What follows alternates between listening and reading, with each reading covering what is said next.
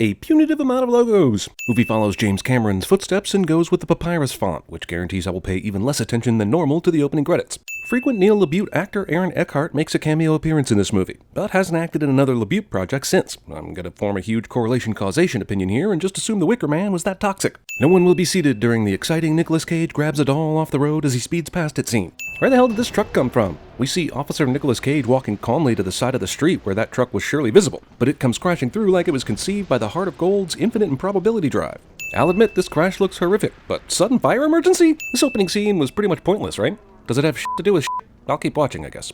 I heard about your commendation. For f***ing what? There was a wreck and nobody survived or even existed, as we're about to find out, but this guy's getting a commendation?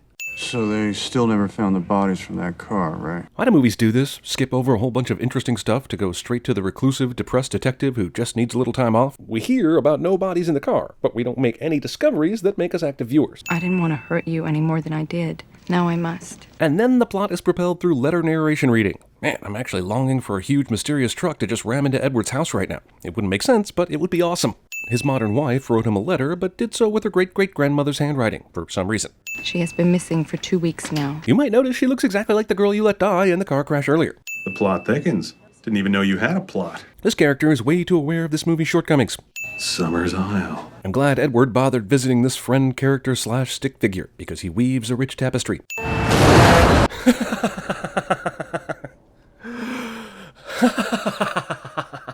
These must be his stop seeing horrific visions pills. Mommy, do non-blonde people go to heaven? Of course not, sweetie. Now pose for this stock photo. Mr. Grant here and his twin brother Ulysses. I didn't want to take you there because I didn't want to lose my business with Summersisle, but I guess $150 is enough to completely reverse my position. And you're that officer from California? Are the women supposed to represent bees here? Like they have a hive mind or something? How the f*** does this woman know who he is already? And why doesn't he ask her how she knows that?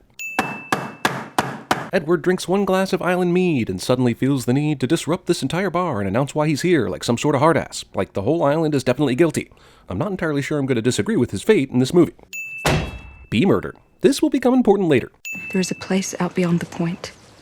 Meet me there in an hour. This girl's note couldn't be more vague if it tried. There's a spot nearby, that one thing. Meet me there in a while. Cool? By the way, this actress filled a weird actor stereotype in the mid-2000s, where she always played in Someone's Daughter is Missing movies like Flight Plan. Actually, I think it's just 2 movies, but that still works as a sin or something. I'm gonna need to ask you some questions. Willow writes a note, tells Edward to come out to this secret place, and he learns absolutely nothing. Ah, this cop travels with EpiPens. Is that lazy character information or haphazard plot development? Does it matter? Yes, of the Wicker Man's return. Roll credits. The director said, carry a whole basket full of apples and eat one of them. It'll make you look like even more of an asshole. Did someone unpack my bag? Because I'm missing some tapes. People who live here decide to steal Edward's self-help tapes for some dumbass reason. Edward flashes back to an entirely meaningless moment on the boat where he realized that blonde ambition over here wasn't the girl who died in the crash at the beginning of the movie, or was the missing girl he was looking for. This is a flashback of a dream of something that happened to an entirely different girl. Holy shit, this movie. In this part of the flashback, Edward turns his head and suddenly the people in the car are gone. I wonder if he'll also remember putting crash test dummies in the car before he went to get the doll, because that would be certifiably insane. These are some ridiculously well-lit woods for 1 o'clock in the morning on an essentially Amish island. Rowan? Ah, the audience sees the bugaboo run by in the dark while the main character only hears it cliché. It's a jump scare staple. Because nothing is happening, it's almost guaranteed he falls through the floor. And Edward decided not to look any further that night and just went to bed dreaming of trucks crashing into girls. No self-respecting restaurant would put a honey bear this empty on a table where actual customers are going to sit. Fill that shit up, waiter. And of course he wants some honey in his tea, so we get the comically overblown scene of him waiting for the f***ing tiny amount of honey to run down the container walls. Our crop was cursed last year. Believing in curses, and furthermore, believing in crop-based curses. Also, Lily Sobieski is playing the same expositional role here she played in Eyes Wide Shut, only with clothes on. He only just now notices this creepy wall of similar pictures. Whoever broke this frame is doing way more work than should be necessary to create intrigue and keep this asshole on the island. No, I mean tomorrow. What's happening here then? I told you. You did? The guy we saw yelling in a bar a few minutes ago about a missing girl sure doesn't like asking follow-up questions when people are being mysterious assholes. Okay, so this movie is a real-life version of The Village, only without the creepy monster red herring. Gotcha. Phallic symbol, phallic symbol. Well, little girls saying this in any context is not okay, so I'm going to add 50 sins just to cover myself legally. I'm Edward Malis from California. Malice, as in male, if you didn't get it. Also, they use that mal, which means bad in Sanskrit or whatever language that is, just to confuse the whole movie with more subtlety. Edward erases this chalkboard without permission, also he can write the missing girl's really simple name on it. If she existed, we would know of her. Again, another weird thing somebody says that Edward does not follow up on. If she existed, the photography clearly proves she did. If she existed is what a person in a cult of man-hating women would say. Whose desk is this? Instead of saying it's a spare, the teacher looks away guiltily so that both Nick Cage and the audience know Rowan was here at one point. That's a bird in a desk right there. We trapped the little old bird inside to see how long he can stand it. Unlike most birds, it somehow managed to stay quiet and not kill itself trying to get out, so it could be a jump scare dick. Do you have Sister Summersisle's authority? No! This guy doesn't even do the most basic of detective work. Everyone's been mentioning this Sister Summersisle, and Edward just plain ain't interested in finding out who she is or talking to her. And maybe she's got some answers. Who knows? You tell me another and I'll rescue myself. That is a promise, Miss...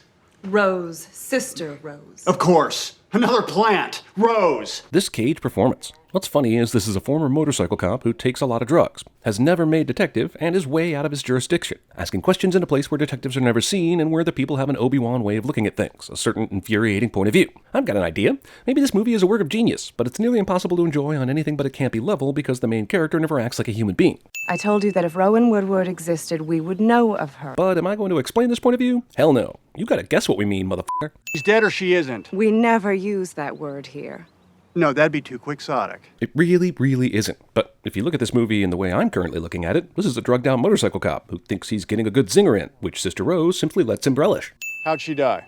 She'll burn to death. How in the world did these people become such expert practical jokers in the way they speak? This can't be a simple misstep, right? They're all f***ing with him on a nuclear level, but it's almost improvised. Using the same actress in different roles to imply incest cliché. And now I feel dirty just having said that. Hey, didn't I just speak with you? Miss Rose, Sister Rose? No, you didn't. And again, no need to follow that up. Not even, are you her twin sister? This guy takes some f***ing amazing drugs. But they put it there, I didn't. Who's that? Exactly. Willow uses the pronoun game here so that Edward has to ask who the f*** they means. But you know what? I'm beginning to wonder if this woman even exists. She apparently lives on this island in this commune, but hasn't given Edward dick so far as information is concerned. Not that he's going to ask the right questions anyway. I don't know. Whoever's doing this, trying to make... Well, thanks! You know, it's not a mystery just because the movie gives me one tiny fact at a time. It's a mystery because I get a mysterious and unknown feeling, which you cannot recreate with dialogue fragments and a walk-off. That shit ain't creepy, it's just annoying. Sister Summersisle has never been very fond of my wild ways. Yeah, that name keeps coming up. Almost as though it's important. I'm lost. Character tells everyone in the audience exactly what they're feeling. You're telling me I'm Rowan's father. This information could easily have been given earlier, but I will not be suspicious of it at all. So this is where you last saw Rowan? It only took 3 days, but Edward finally asks this question. This chick looks like 22 tops. I'm not judging. Age ain't nothing but a number, but he's gotta be like 3 times her age, no? And they have a school-age daughter, too. Child draws disturbing shit in a horror movie cliche. And wow, thank God she used her desk instead of paper. Rowan! It's the airplane delivery guy, but damned if I know how this cult of man-eaters managed to kill the guy, stuff him down onto the dock, and leave the area before Edward ran down here. The unreliable main character's POV continues to say F you to the audience. Gah! It's a dream fake-out within a dream fake-out. There are no words to describe the F you feelings I currently have for this movie. Taking pills without water or other beverage. On Creepy Island, this cop decides to remove his gun and ID before swimming over to a water plane. I guess the gun makes sense, water and all, but your badge? They also managed to destroy the pilot's radio in the amount of time it took Edward to run down here. Edward continues to believe this means something to these people. Also, he decided to go to someone else first rather than the freaking queen bee of this island. Again. Thanks. Thanks? Is that all? You're going to ask about getting a duplicate picture and that's it? You have nothing else on your mind at all? Any asshole could easily see Edward here, but I'm pretty sure he thinks this is a great hiding place. If it's straight and metal, it will definitely open any door. Having seen the skills Edward has displayed so far in this movie, it's a miracle this works. Why didn't you tell me Rowan was a part of all this? Huh? The rituals. I don't know. Movie attempts and succeeds in making you unreasonably angry at the words I don't know. Look, I'm trying to trust you here, but every time I turn my head, there's something that doesn't make any sense. Movie speaks the audience members' concerns for them. Yes, there's definitely time for this. What the hell is this scene? Is this just more proof that Edward is a failure in everything he does? Why did he even bother helping? Didn't he just f***ing offer to help load the logs, and then the logs fell after he helped and now he's leaving?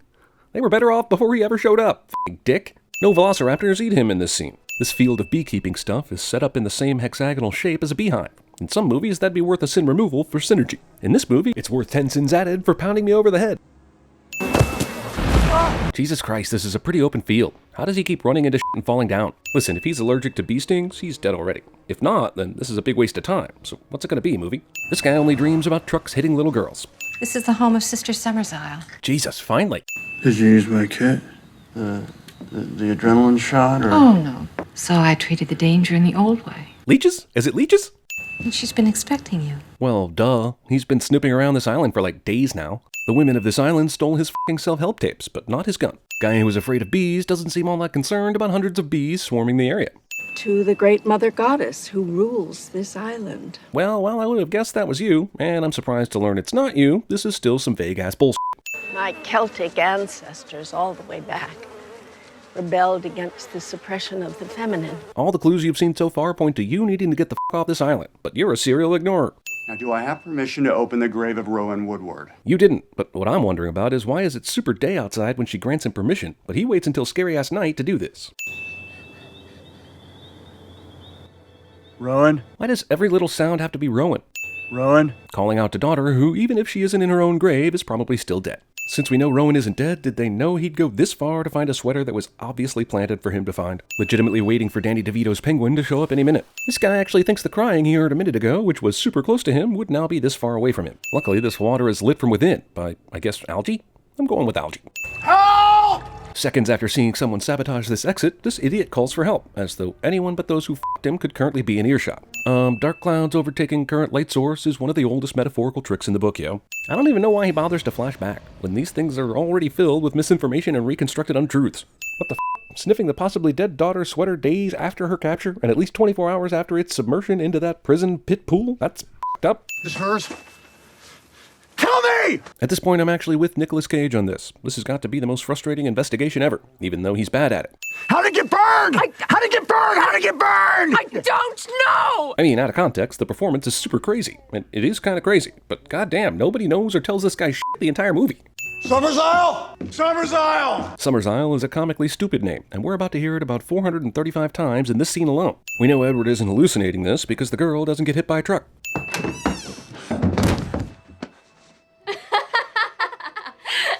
Wait, did they know he was coming to the house so they could set up this practical joke? Long after arriving here, this cop finally decides to do a house-by-house search to find out where on Creepy Island this girl is being hidden. Discount Deadpool from X-Men Origins Wolverine. Did you see to that business at the harbor? The business that took place 3 days ago? Sure.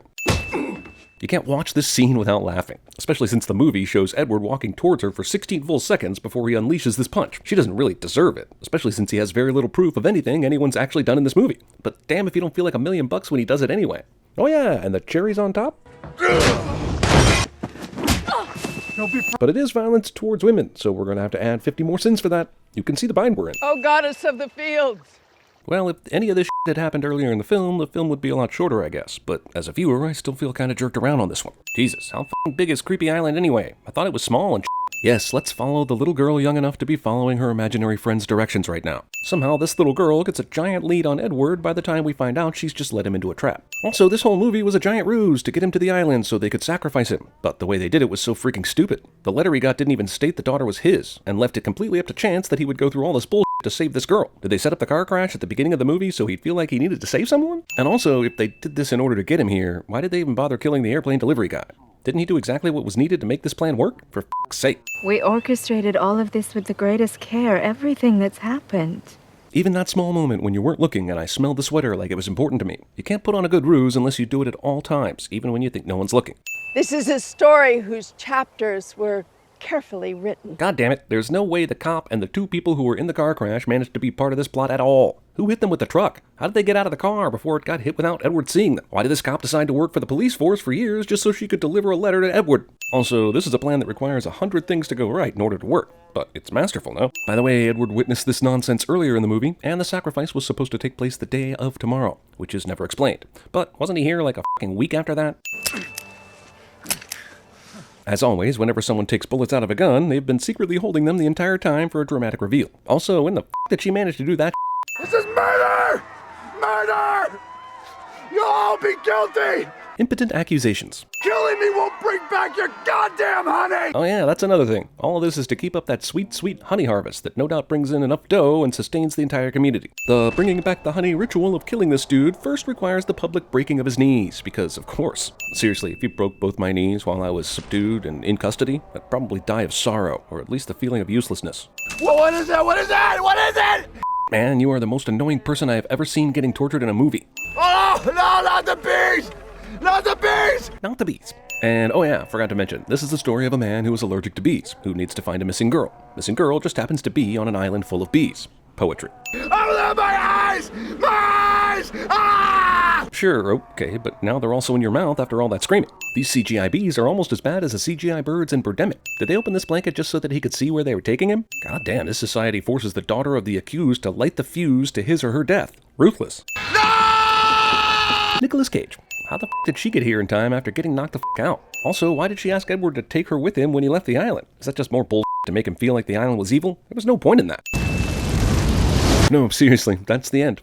I know, right? What bullshit this movie is. Also, so they somehow tricked him into f***ing this one girl, impregnating her with this other girl, who they then pretended was missing. Also, they could stab this guy with 1,000 bees and burn him to death. Do I have that right? For Johnny Ramone? For f***'s sake, why?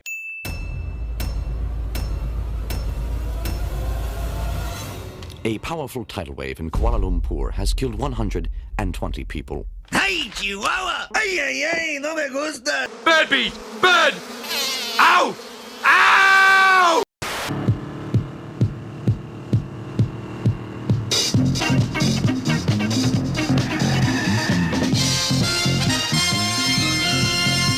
Story goes that he'll be normal during the day, but at night, in the presence of evil, the rider takes over. Dear Madam, I have been shown in the files of the War Department a statement of the Adjutant General of Massachusetts that you are the mother of 5 sons who have died gloriously on the field of battle. So love me like you do, la la, love me like you do, love me. Bees! Bees in the car! Bees everywhere! God, they're huge! They're ripping my flesh off!